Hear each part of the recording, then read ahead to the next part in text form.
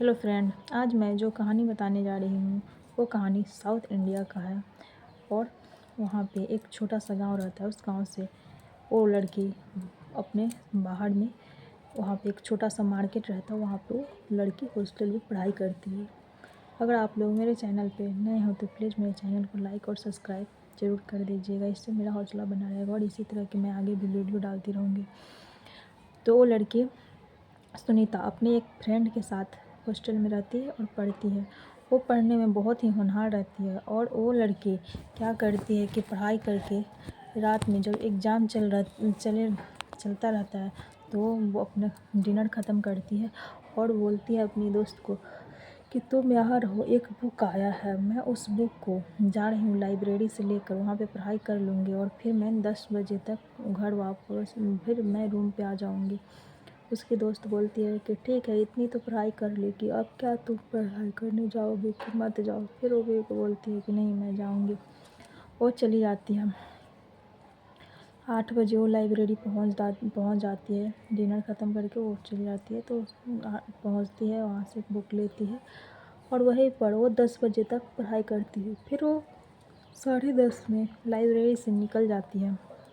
10:30 में वो लाइब्रेरी से निकल कर उसके बाद वो अपने रूम के लिए निकलती है। रास्ते में ही उसको एक ऑटो ड्राइवर सब उसको घेर लेते हैं और बोलते हैं कि तुम इसमें बैठो। वो नहीं बैठती है तो उसको ज़बरदस्ती बीच में बैठा ले के 3 रहते हैं लड़के। एक टोटो ड्राइवर जो टोटो चलाता है और 2 लड़के रहते हैं। वो दोनों उसको पकड़ के लेके चले जाते हैं और उस लड़की का रेप करके फेंक देते हैं। वो लड़की उसके बाद बोलते हैं, लड़का से बोलता है ये स्टूडेंट है कि इसको मार देते हैं, नहीं तो ये जाकर सबको बता देगी। लड़की बोलती है कि नहीं, मैं किसी को नहीं बताऊंगी, कि प्लीज़ मुझे छोड़ दीजिए। ऐसा करके लड़की बोलती है कि प्लीज़ मुझे छोड़ दो। तो लड़का सब छोड़ देता है, लेकिन बोलता है कि अगर तुम किसी को बताई तो सोच लेना, तुम कहाँ रहती हो ये सब मुझे पता है, तुम हॉस्टल में रहती हो, किस कॉलेज में पढ़ती हो, मुझे ये सब चीज़ पता है। फिर लड़का उस सब को उसको बैठा के ले आके फिर उसको छोड़ देता है। जहाँ पे छोड़ा रहता है वहाँ पे छोड़ देता है। फिर वो लड़की वहाँ से चल जाती है हॉस्टल पे। पुलिस तब तक जब नहीं आती है तब तक उसकी फ्रेंड उस सब पुलिस में कंप्लेन, हर जगह कंप्लेन करके रखी रहती है। पुलिस उसको बहुत खोजते रहते हैं।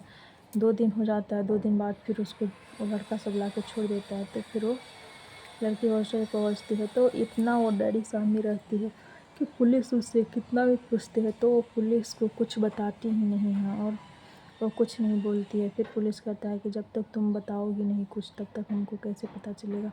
कुछ नहीं बताती है, सिर्फ उंगली को 3 बोलते हैं कितने लोग रहते हैं तो उंगली से वो 3 बताती है कि मतलब 3 लड़के रहते हैं। फिर उसकी दोस्त बोलती है और उसके माँ बाप भी आ जाते हैं, बोलते हैं पुलिस की मेडिकल करना पड़ेगा कि इसके साथ क्या हुआ। मेडिकल करता है तो इससे पता चलता है कि उस लड़की को सब रेप करके छोड़ दिया रहता है। तो फिर उसकी सहेली बोलती है कि जब तक तुम बताओगे नहीं, जब तक पुलिस को कैसे पता चलेगा और उस सबको कैसे सज़ा मिलेगा। तो बोलती है कि नहीं, मैं कुछ नहीं बोल सकती, कि तुम्हें नहीं पता कि अगर मैं उसके बारे में और सबके बारे में कुछ भी बोली तो वो लड़का सब मुझे मार देगा और मार के मुझे फेंक देगा, कि वो सब मेरे बारे में सब जानता है कि मैं कहाँ रहती हूँ नहीं रहती हूँ, तो इसलिए मैं पुलिस को कुछ नहीं बता रही हूँ। लड़की बोलती है कि तुम्हें डरा धमका के रखा गया है कि इसलिए तुम नहीं बता रही। फिर उसकी दोस्त लेडीज़ पुलिस को कॉल करती है और बताती है कि इसको ऐसे ऐसे धमकी दिया हुआ है, इसलिए ये लड़की किसी को कुछ बता नहीं रही है। तो वो बोलती है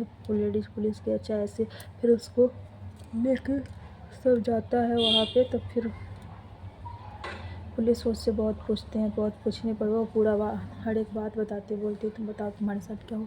तो वो बताती है कि मैंने अपनी लाइब्रेरी से अपना बुक जमा करके मैं आ रही थी। उसके बाद मैं रास्ते में जब आ रही थी तो वो सब मुझे ज़बरदस्ती पकड़ के अपना टेम्पो में बैठा कर लेकर चला गया और उसके बाद मेरे साथ ऐसे घिनौनी हरकत की। और पूरी हर एक बात को बताती है। उसके बाद उस लड़का सबको पुलिस बोलता है क्या तुम उस लड़कों को जानती हो। तो वो बोलती है कि नहीं, मैं उन लड़कों को नहीं जानती हूँ, फिर टोटो के जितने ड्राइवर होते हैं, जिसका रिक्शा चलता है, वो सब अपने अपने रिक्शे का पूरे नंबर हर एक चीज़ लेके देते हैं, लेकिन उसमें से वो नहीं रहता है। तो फिर पुलिस बोलती है कि क्या ये रिक्शा इन्हीं लोगों में थे? तो वो सबको बोलते कि नहीं, ये लोग नहीं थे, और रिक्शा अलग से रात में ऐसे घूमता था और वो लड़की के साथ ये सब चीज़ करके फेंक देता था। फिर पता करते करते पता चलता है कि एक रिक्शा रात में चलता है, तो पता चलता है कि वही रिक्शा था। तब वो तीनों पकड़ा के आते हैं। उसके बाद तीनों जब जेल में आता है तो बोलता है कि बहुत बड़ा गलती हो गया, कि हम लोगों को इसको मार देना चाहिए था, अगर मार दिए रहते तो पता ही नहीं चलता।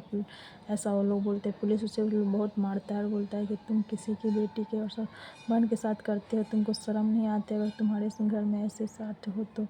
और उसके बाद वो लोगों को वो सबको सज़ा हो जाता है, और ये लड़की को हॉस्टल में रख के फिर उसके माँ बाप को अपने गांव लेके चली जाती है, और लड़की का पढ़ाई अधूरी रह जाता है।